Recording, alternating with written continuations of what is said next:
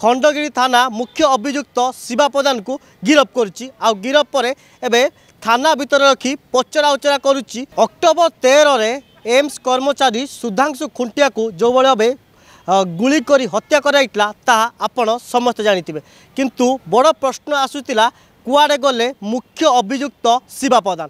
शिवा यार यही घटना रे एबे बड़ अपडेट आसी खंडगिरी थाना मुख्य अभियुक्त शिवा प्रधान को गिरफ करुच्ची। गिरफ पर एबे थाना भीतर रखी पचरा उचरा करुच्ची।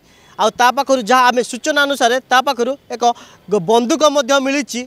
या पूरा घटनार पूरा पुंखानुपुंख भाव हुए तो किसी समय पर प्रेस मीट जरिया सब घटना पूरा घटना विषय कह किंतु आम कहीपर बड़ अपडेट आसी ये घटना रे जो भाया हत्या करा जायतिला 4 जन को पूर्व गिरफ होता।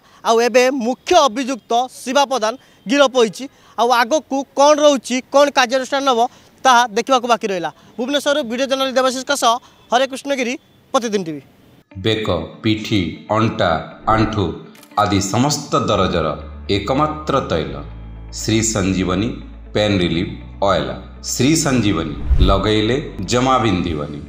श्री संजीवनी पेन रिलीफ ऑयल हर दर्द को समझे, रखे सबका ख्याल।